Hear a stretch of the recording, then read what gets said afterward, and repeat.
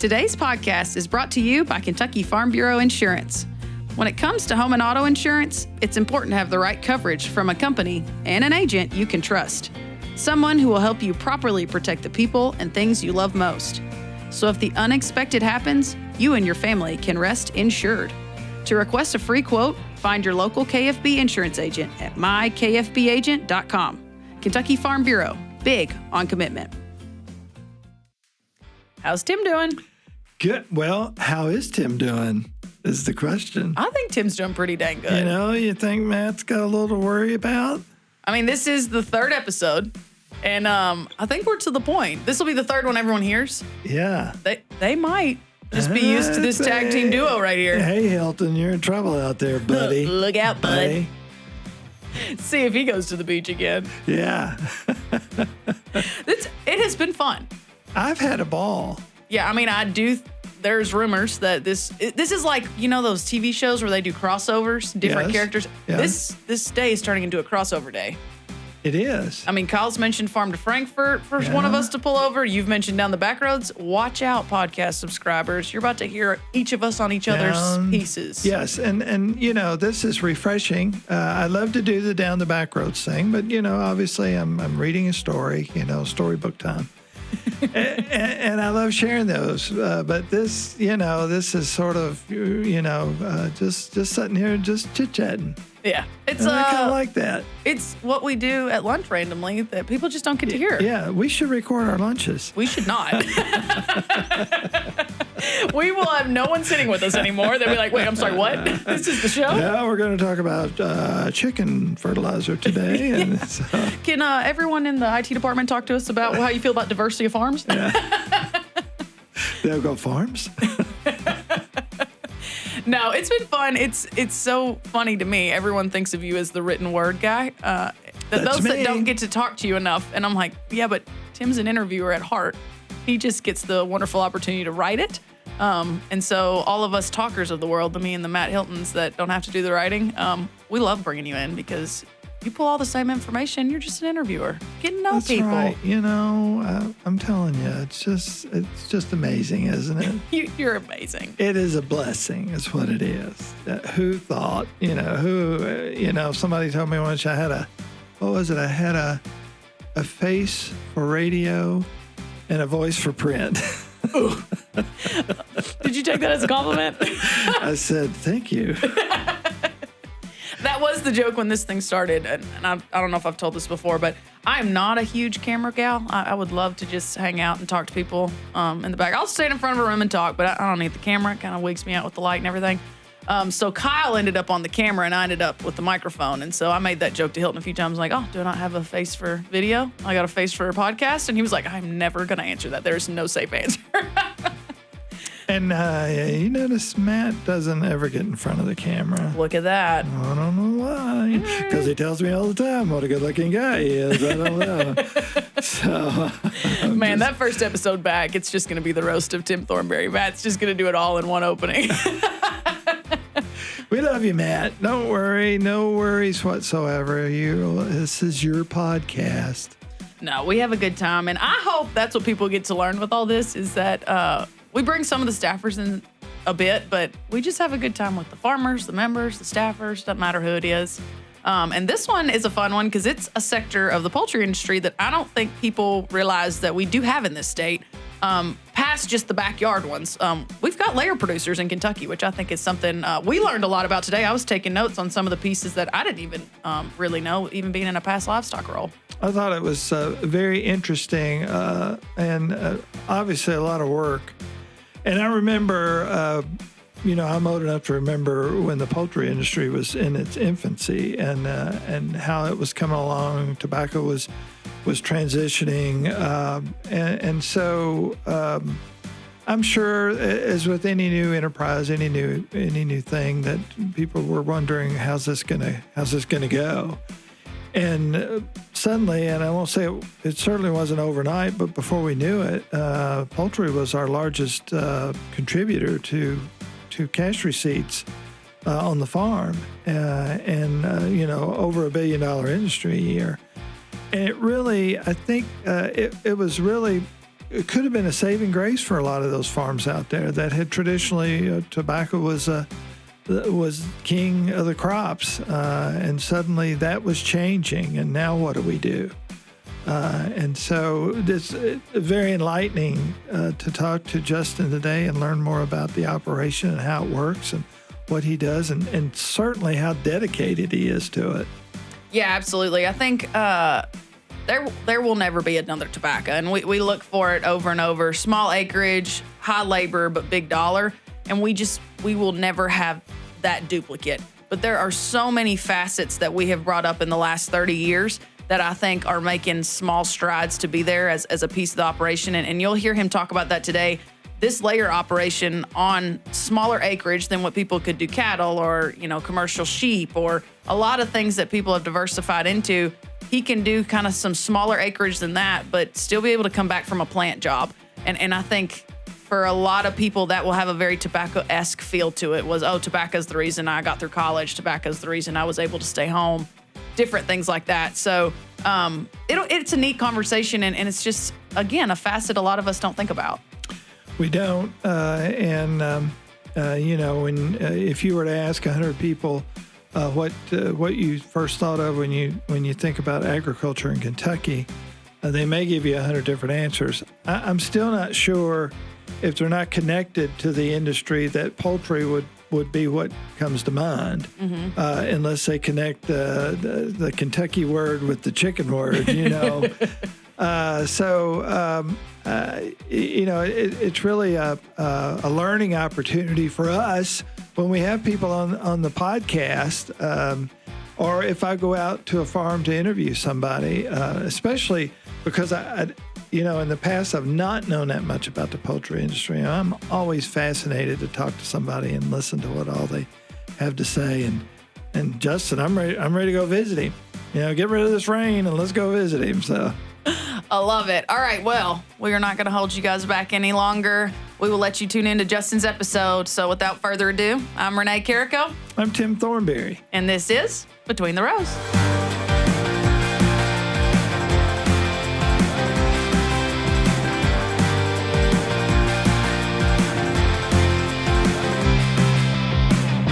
All right, Justin, well, thank you so much for joining us. Good to be with you. Perfect. Well, why don't we start off? I'm sure the listeners can tell you're not sitting right across from me and Tim, and that's probably good. It's a little bit rainy the week we're recording, and so treacherous roads probably wouldn't have been ideal. But tell us kind of where you're at and a little more about you and your operation. I am in Logan County, Kentucky, in Auburn. I have two 20,000 bird pasture-raised organic layer barns. And do you have any type of specific questions of that? Because a lot of people don't even know what that is. I think you're right, Justin. I've been to Logan County a lot and may have just driven by your operation and didn't know it. So for those people that may not be on the farm, tell me a little bit about what that entails. What's that look like? It sounds like a pretty big operation there. Well, it is and it isn't. I mean, in the grand scheme of things, 40,000 birds is really not a lot. But for each barn, I have to have 52 acres of pasture.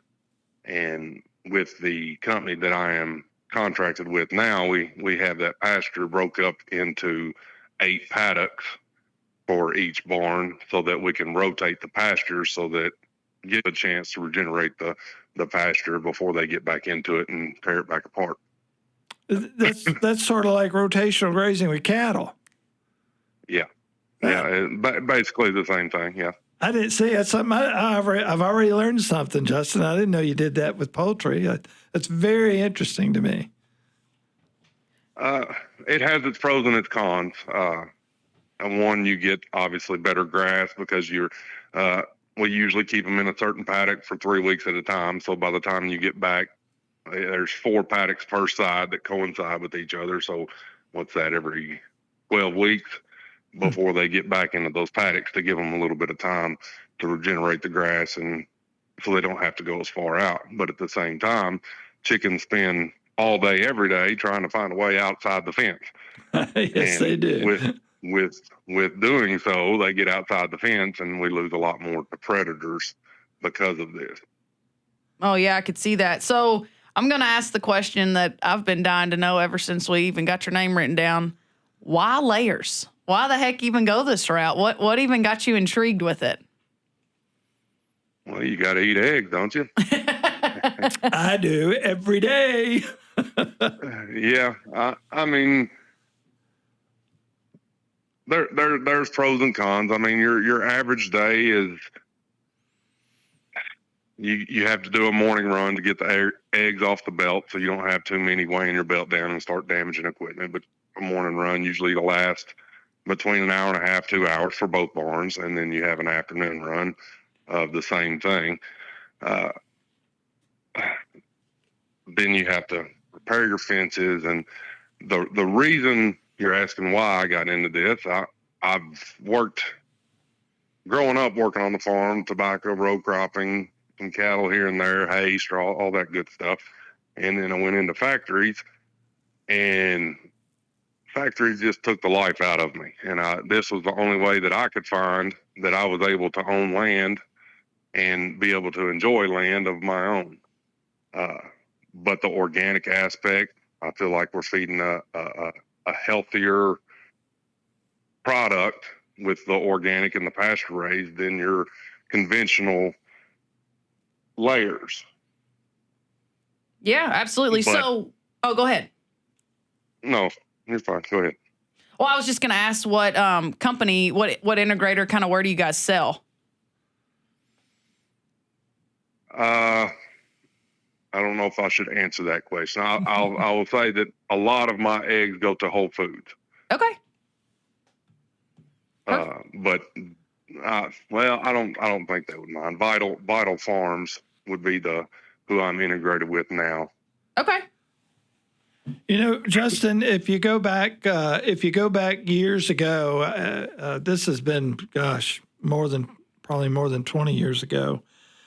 We began to see, at that time, I think the equine industry was tops and dollars for Kentucky agriculture. And a lot of people didn't get that because so much of that money came from the thoroughbred industry, and a lot of folks didn't equate the thoroughbred industry with agriculture. You know, a horse farm is a farm. Yeah.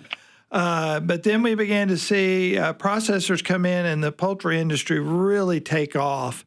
And I think there was a story that I did many years ago. It says, when does a chicken beat a horse?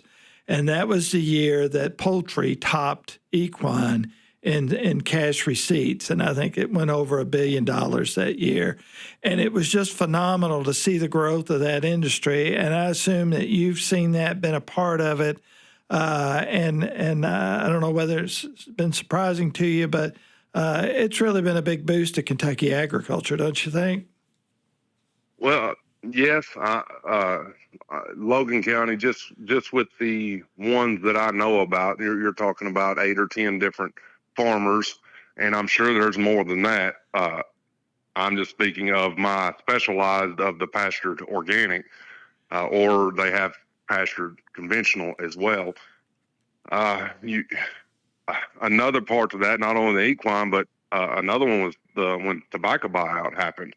Oh, absolutely. A lot of people lost a large amount of income for small family farms, and they had to find a way to recuperate that and use this land for something other than growing up and being useless. But you see a lot of that actually in Logan County, the CREP program.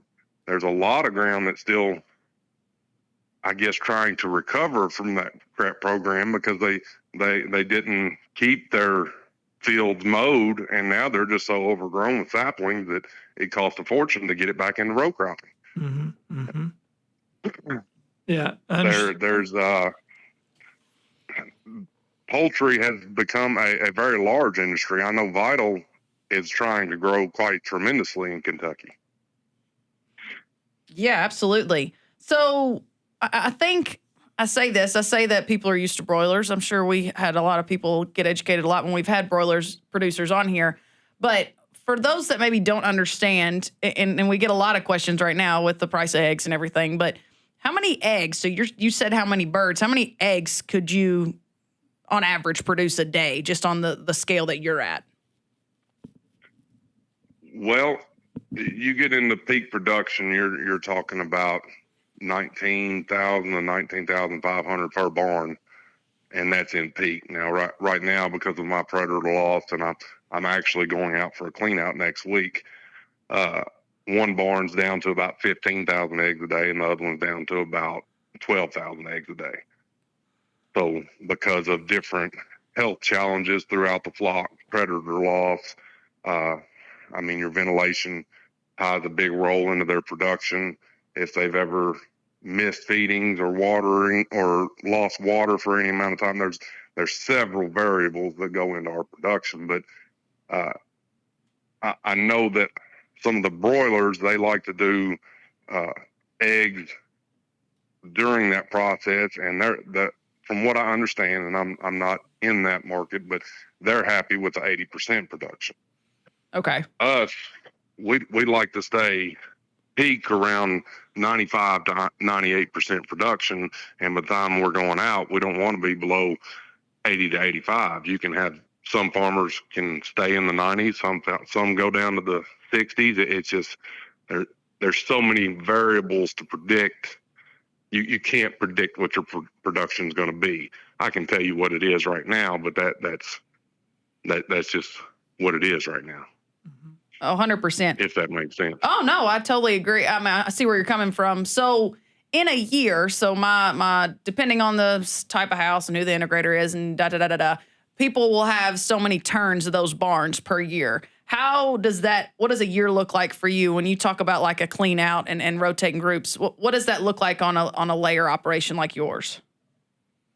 On ours, we usually get the birds in around 16 weeks of age, and we keep them. Which in the past I was integrated with a different company. We were supposed to keep them 84 weeks of age, but I have went all the way out to 106 weeks of age. And when you get out that far, your production it's not there.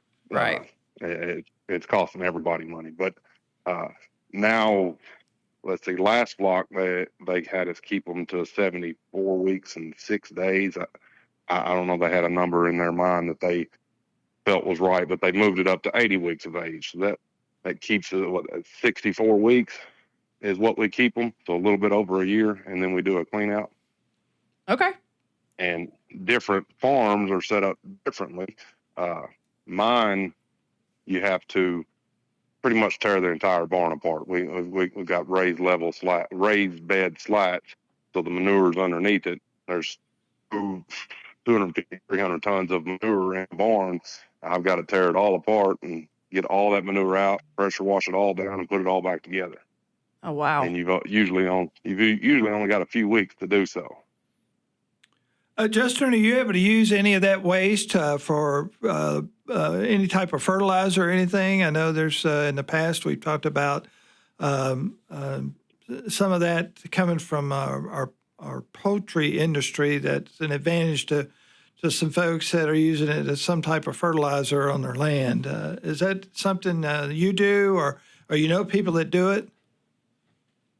Yes, I sell my litter every flock, and there's a row cropper here on the south side of Logan County that usually buys every bit of it. He actually travels quite a bit to get litter because ours is a very rich, because of the eggshells and because of the nutrition we feed them.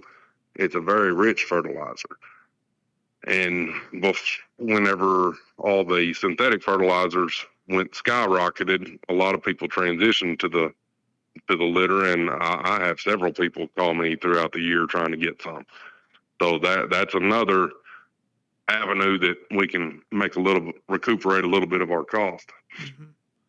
I know back, of course, we're not having to worry about that now, but back over the last couple of years, we've seen water levels in the Mississippi go way down, which was hard to get barge traffic on it, and a lot of that fertilizer was coming in on those barges. So I would say that you've been real busy in the fertilizer business back in those days, I would think. Yeah, I mean, we got to haul it out of here in semi-trailer loads. Yeah, for And sure. there's 10, 15 loads coming out, well, probably more than that. Yeah. Well, it's good that you've got an extra income source from that as well. It's that's really got to be helpful. Oh yeah, every penny helps. Yep, absolutely. I know with the contract I'm with now, it's a buy sell contract, so I have to buy my birds and my feed, and I sell eggs to Vital where they process them and send them out to all the grocery stores and whatnot. Some of the other integrated contracts, they're just a set amount. There's no variables. The only thing that changes the cost per dozen of my eggs is the feed cost. But some of your integrators, they're a set cost no matter what. Mm-hmm. Mm-hmm. And it's usually not a lot. You see a lot of these new people that are building barns. They believe it's a get rich quick scheme because the numbers are large, but they don't fully grasp how large the numbers are of outputs. Oh, I agree 100%. That's one of those things that people, especially outside of the agriculture industry, they don't get. They don't see what all you're having to put into it and the money that it takes to keep an operation up. So, with that said, Justin, I don't think over the last several months I've watched a newscast that they weren't talking about eggs and the price of eggs and why they're, I know there's multiple reasons that they were going up and things like that. I think what people outside of the industry didn't realize is how many things you use eggs for. So there's a lot of education that needs to go on out there. Do you talk to a lot of people off the farm and said, well, I didn't know we used it for that, or didn't know that there were eggs in this? Do you find that you're having to educate a lot of people these days? Yes, and a lot of people, I don't even know if you can educate them. They aren't. They look at you like you're lying to them. I understand that. I don't know how many times the past 4 or 5 months I've been told I'm getting rich right now, aren't I? They don't understand that just because the egg cost in the grocery store went up, that doesn't mean I'm getting paid more. Absolutely. Yeah, and that's kind of aggravating too, isn't it? It gets frustrating, but I mean, you try to help people understand, and sometimes, like again, they look at you like, oh, he's lying. Yeah, I get that completely. It's not just with poultry too. They don't understand most things that go on the farm. Oh, yeah. As a cattle producer, they say, man, with these prices, y'all must be feeling great. And I said, oh, yeah, we just forgot the last 3 years happened. Don't worry about it. Yeah. That 1 year made up for those last 3. Yeah. We'll talk about some of those. And I say this not to harp on people that don't know. That is not my intent. Actually, my intent's almost the total opposite. I get calls a lot this time of year in the role I'm in with commodities where people, when there's not high egg prices, Rural King and Tractor Supply got chicks coming in, and every little kid wants to go sell eggs, or every wife wants to start homesteading on the side. What kind of questions do you get pretty common, or what advice do you have to people? And it can be as blunt or as kind of soft blow as you want to do. What kind of advice do you give people when they're wanting to jump into the egg laying industry? The main thing that I honestly didn't grasp it as much. And you can't get people to quite. It is 7 days a week. You don't get a day off ever, unless you choose to hire people. If you can find people that you're willing to let go of the reins of your multi-million-dollar barns, if you're willing to let them take care of it for you, that's your choice. But it is a 7 day a week operation. The chickens do not take a day off. That one is a big one that people just, I don't think they fully grasp it, because I know I didn't. I believe a lot of these egg companies, they come in with a great sales pitch. I mean, you're going to make bukus of money, and it's going to be 45 minutes in the morning, 45 minutes in the afternoon, and your average day can be that, but it don't compensate for the time that you've got a family get together planned, and that's when your feeder breaks or your water line starts leaking. Usually, if you have something planned, go ahead and plan for it to go wrong, because that's when something will break almost every time. I think that's the cardinal rule for farming, isn't it? Uh-huh. Which, the way these barns are set up now, they'll call you if they have a problem, temperature problem, feeding problem. They'll call you, so you're on call 24/7. Mm-hmm. Mm-hmm. And depending on how much money you spend on your electronics is how much you can do from your phone or laptop or whatever. But most of it, you have to come and put your hands on it at the barn. So just like 2 nights ago when we had the severe storms, my power went out. I had to go babysit the generator, make sure it had fuel and stayed running. I was up to 2 o'clock in the morning. Yeah, I was going to say, I bet you stayed busy during those storms for a lot of reasons. Obviously, when the power goes out, but we had tornado warnings all across the state. That's got to be a little makes you a little nervous, doesn't it? I'm not as nervous as I used to be. The tornadoes in 21, they wiped out both my barns. These are a second set of barns. Oh, you're kidding! Wow.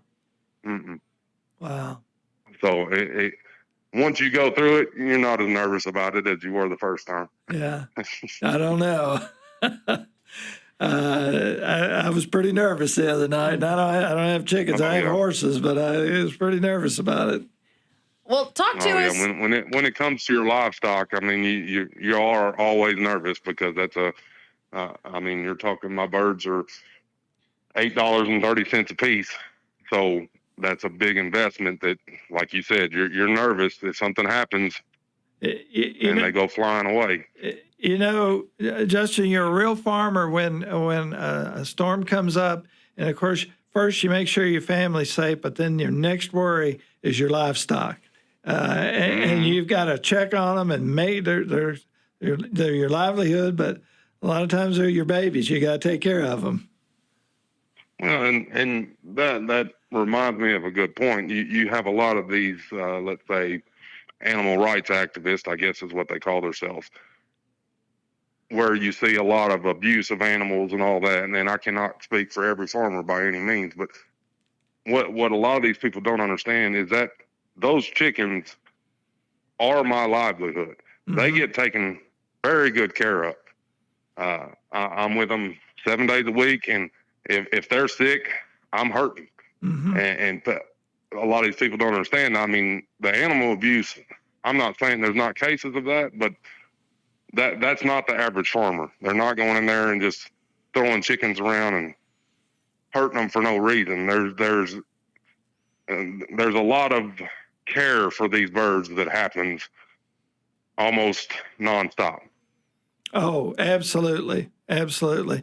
And, as communicators up here, we try to stress that. I've seen people bring baby calves into their homes when it's wintertime or it's cold, or a mama has rejected it, or for whatever reason, and they raise that animal. It becomes part of the family. Obviously, they know what livestock, whether it's poultry or whatever it is, what it's there for. But and the average person off the farm, they never see that. They don't have a clue. But now they'll watch all those videos if they think somebody's mistreating them or doing something wrong. They're the first ones to fuss about it, aren't they? Yeah, they're real quick to try to call it out like it's just the normal, and that's the abnormal. That's why there's not that many videos. Absolutely. But they find one video and harp on it as long as they can. Yeah, I know. Well, when you talk about animal care, I always think the poultry industry has a phenomenal way to prove that, in my opinion. And I know people that have issues with the amount of birds in space and the spacing. And we can harp on the spacing requirements, and especially in your situation where we're rotating and they've got access to outside. But talk talk through for those that don't understand the automation, the electronics, that piece. Like you say, it calls you, and I've got friends that we will literally watch, and if the first one doesn't answer, the next phone rings. Talk through that process for those that don't understand of maybe what in the barns is on those kind of electronics and how that works, so we can care for the birds quicker. Well, okay, there's getting to be more and more options. Used to be your Rotom and Chore Time, those type of controllers were your normal. Our market, especially the specialty market, we seem to base most of our stuff off of EU, off of Europe. So they're getting to be a lot more options. Now, weeding through those options for the good and the bad gets to be an extensive chore. But what these controllers, you set up your ventilation, your heat, your feed times, your auger times, if you've got a water valve to turn it off and on, that sort of thing. My munners that I had the first time was set up with a farm guard, and if something abnormal, power outage, whatever, the farm guard is a battery backup hooked up to a landline, and it will call me to let me know there's an alarm. Whatever static pressure is too high, your auger ran too long, temperatures high, low, etc. Whatever it is. I mean, we try to keep our barns around, depending on the farmer, depending on the integrator, somewhere between 65 and 70 degrees is what we try to keep them around. And if it gets colder than that or hotter than that, when the outside is 20 degrees and you're 90 degrees in the barn, there's something wrong, and it'll call you and tell you and to let you figure it out. Now, with the controllers I have now, I actually have a mobile app that I can get on, and I can fix a lot of things from my phone now where I couldn't before it. And at that time, I was living in Franklin, so it was waking up at 2 o'clock in the morning, driving for 45 minutes over here to the barn and getting it reset. So these new controllers help quite a bit on that. Yeah, absolutely. I just think it's one of those situations. I'm jealous of it as a cow-calf producer. If I've got an issue with a calf, I mean, there's technologies out there where we can have tags that'll give temps and things like that, but I can't do a quick fix a lot of times. I got to physically get out there. I got to put my eyes on them. And I'm not saying that you can fix everything from your phone, but you can get out there a whole lot quicker when that phone rings to tell you something's just started clogging. And it can save money. It can keep the health up of the flock. I just think there's a lot of pros that, as someone who doesn't have as many of those tools, I'm jealous of. And I think it's a good fight back on this for those animal rights activists when we can say, listen, we're not just going out there once a day looking at them. We go out this many times a day, and then also if there's something wrong in the middle, my phone's going to ding. And I think that really speaks to the animal care. In my opinion, I think that's a really good piece for animal care. Yes, it's I mean, when you're talking about, you were back to bird spacing and everything. I mean, when that barn at night, the doors are shut, it's a confined space. You've got 20,000 heaters in that barn. So if you're not blowing air through it, it gets hot in that barn fairly fast, especially summertime. Mm-hmm. It can get up 80, 90, 100 degrees or better quickly. So you have a power flicker or something like that, and it resets your system, and something doesn't reset properly, it can become very worrisome very fast. Oh, and with these tools that we have now, and these companies, even your Rotom and Chore Time have went more to the, let's say, the user-friendly side to try to help that, so that you have better access anywhere you are. So if I have a temperature sensor fault out and I know there's nothing wrong because I have some cameras in my barn and I can look, say, well, there's not a big pile, there's no smoke, nothing like that, I can just bypass that temperature sensor, and it doesn't have to be a 100-mile-an-hour race home to try to figure out what's wrong. Yeah, we said animal care. This is farmer care too. This is keeping you safer and your sanity at the right level. That is huge. I think that's a piece that we may miss sometimes. That's a big piece. So when it comes to farming, is the main priority layers? Do you guys do any other piece? I know you said a row crop farmer buys a lot of your litter. Do you guys run anything else, or is this the 24/7 full-time job? Is these 40,000 birds? it's a 24/7 full time job. I mean, you talk about when I mentioned the clean out earlier. I have a week when the barn goes out, a week 10 days that my wife feels like a single mother because I'm in there 12 hours, 14 hours trying to get it all back together. So it can get stressful. Now, with the last company I was with, they didn't allow any of livestock within these paddocks. This company, I do have that option. I just haven't got to that point yet. I'll probably run some sheep or goats or something like that because I built my fence for chickens. I didn't build my fence for cattle. Oh, right. Sure. So you talk about your wife and the kids. Do they enjoy this? Do the kids like it? Yeah, I've got two daughters. One is 4 and one is 2, so they're not quite fully grasping it, but they like to go and see the chickens and pet the chickens and stuff like that. The wife, I guess it's going to depend on the time of the year whether or not she likes it. Well, that's a typical farm wife then. I'll preach to that. That's fine. You know, the poultry, when I was a kid growing up on a farm, we had a chicken house. And every morning we would go out to the chicken house to collect eggs. And it was just something we had. The modern poultry industry, it's a far cry from the old chicken house on the farm, isn't it, Justin? Oh yeah. It's come an extremely long way from back in the 60s, 70s, 80s. But the reason you do it's still the same. You're either feeding your family or you're making money off of it. Yeah, you're trying to. I mean, that's the whole point. You're trying to put a good product out and try to make a little money to support your family. I mean, you're talking a completely different lifestyle from where I was working 12-hour shifts in a factory to what I'm doing now. I mean, I may be tied to this farm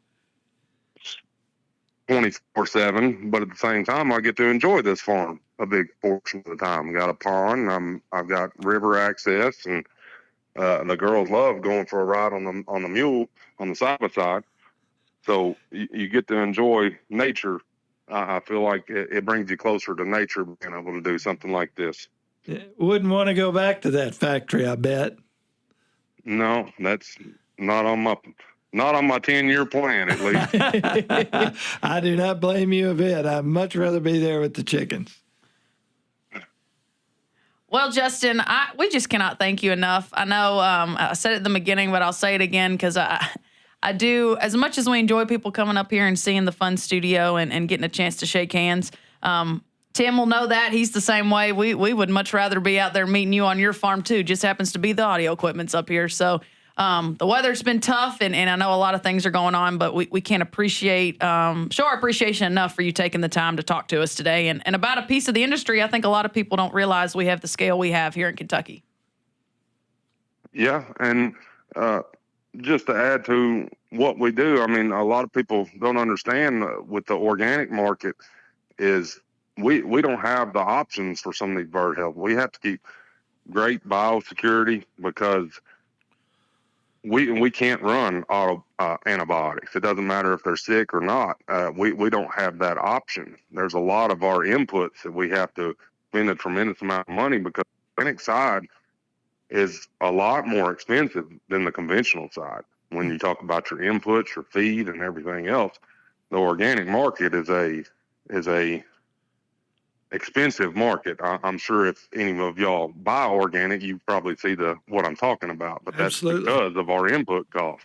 Yeah, absolutely. I know what you're talking about. Plus our audits that we have annually, quarterly. Our Vital sends a representative monthly to do audits. Oh, wow. There's a lot of observation within our setups. Mm-hmm. Mm-hmm. Well, I would think that would make a consumer feel good, knowing that it's not just a label, that there's backing on that and kind of follow-ups. I think that I know it's probably frustrating and tough for the farmer, but if they're going to pay that for the product, I'm sure they're glad to hear that label does mean something.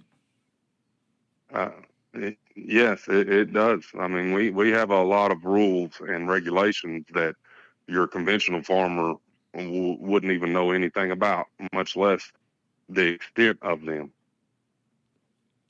Absolutely. Well, we appreciate you so much. Thank you for taking the time, and I'm glad you added that in there. I'm sure we could ask you 100 more questions. This is something that I know we will obviously have follow-up, and looking forward to meeting you and seeing your operation. But biosecurity is huge. I think that sign on the end of the road throws people off sometimes, but it's for the safety of the product that they're going to eat one day, and I think it's very important. So thank you for educating. Thank you for doing what you do. Yeah, not a problem. I wish, like you said, there's 100 more things that we could discuss, and I'm sure people could use the knowledge on, but that this at least scratches the surface to help people understand a little bit of what we do. Absolutely, Justin. And I edit the magazine, so I'm always willing to get out and go visit. So I'd love to come visit sometimes and we could talk about it further. Well, I'm here 7 days a week. Well, I'll let the weather get a little better and I'll give you a call. How's that? Yeah, I don't think you can make it here today. Not today. think just about every road is blocked. I understand. All right. Well, thank you, Justin, and thank you, listeners. Be sure to subscribe to our larger podcast, Kentucky Farm Life, and we will see you next time on Between the Rows.